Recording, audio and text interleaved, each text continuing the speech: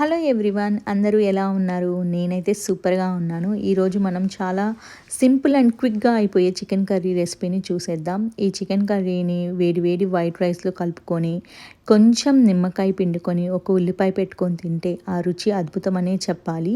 ఈ చికెన్ కర్రీని మీరందరూ కూడా ట్రై చేసి ఎలా ఉందో నాకు కమెంట్స్లో చెప్పండి. ఏ నాన్ వెజ్ కర్రీకైనా మసాలా చాలా ఇంపార్టెంట్ అండి. సో ఈ చికెన్ కర్రీకి మసాలా ఎలా తయారు చేసుకుందామని చూసేద్దాం. సో దీనికి ఒక స్పూన్ ధనియాలు, ఒక యాలుక్కాయ, 4-5 లవంగాలు, 4-5 చెక్క, అలాగే 2-3 టేబుల్ స్పూన్స్ ఆఫ్ గసగసాలు. వీటన్నిటిని స్లో ఫ్లేమ్లో ఫ్రై చేసేసుకుందాము. ఇది ఫ్రై అయిపోయిన తర్వాత ఒక 2 టేబుల్ స్పూన్స్ ఆఫ్ కొబ్బరి పొడిని యాడ్ చేసుకుందాం. మీ దగ్గర కొబ్బరి పొడి లేకపోతే కొబ్బరి యాడ్ చేసేసుకోండి.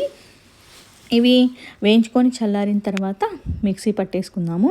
ఇది మెత్తగా అయిపోవాల్సిన అవసరం లేదు, కొంచెం మెచ్చాపచ్చిగా ఉన్నా సరిపోతుంది. దాని తర్వాత స్టవ్ ఆన్ చేసేసి ఒక కడాయి పెట్టుకొని కడాయిలో 2-3 టేబుల్ స్పూన్స్ ఆయిల్ యాడ్ చేసుకుందాం. దానిలోకి 2 ఆనియన్స్, 5-6 పచ్చిమిర్చి, ఒక టమాటా, గుప్పెడు కొత్తిమీర, 4-5 రెబ్బల పుదీనా తీసుకుందాం. ఆయిల్ వేడెక్కిన తర్వాత ఉల్లిపాయ, పచ్చిమిర్చి వేసేద్దాము. వీటిని కొంచెం మగ్గించుకుందాము. ఇవి మగ్గిన తర్వాత పుదీనా అలాగే టమాటోని యాడ్ చేసి వీటిని కూడా కొంచెం మగ్గించుకుందాం.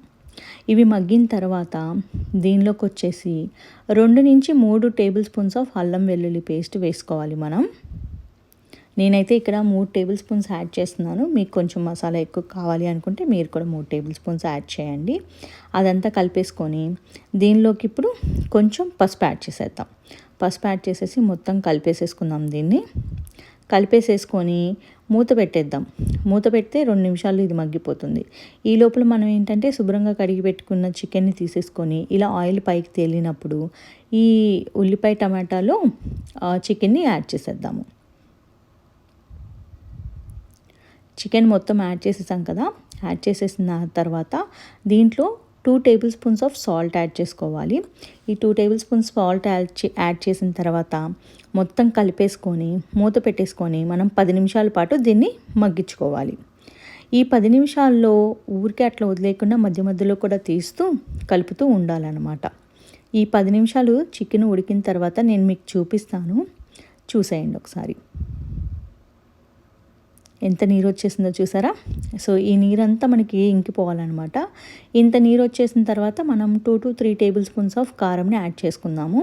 నేనైతే 3 టేబుల్ స్పూన్స్ యాడ్ చేశాను, బికాజ్ మేము స్పైసీగా తింటాము. మీరు మీ కారం రుచిని బట్టి యాడ్ చేసుకోండి. ఇలా కలిపేసుకొని అది మగ్గిపోయిన తర్వాత ముందుగా మనం తయారు చేసి పెట్టుకున్న మసాలా పౌడర్ని యాడ్ చేసి కొత్తిమీర కూడా యాడ్ చేసేద్దాం. ఈ కొత్తిమీర మసాలా పొడి యాడ్ చేసి ఒకసారి కలిపేసుకొని మూత పెట్టి మరొక 2-5 నిమిషాలు దాన్ని మగ్గిచ్చేసుకుందాము. చూసారా, ఆయిల్ అంతా పైకి తేలి కర్రీ అంతా రెడీ అయిపోయింది. ఇది చాలా అంటే చాలా టేస్టీగా ఉందండి. మీరందరూ కూడా ట్రై చేయండి కంపల్సరీ. మీకు గనక ఈ రెసిపీ నచ్చితే don't forget to like, share, subscribe to my channel. Thank you.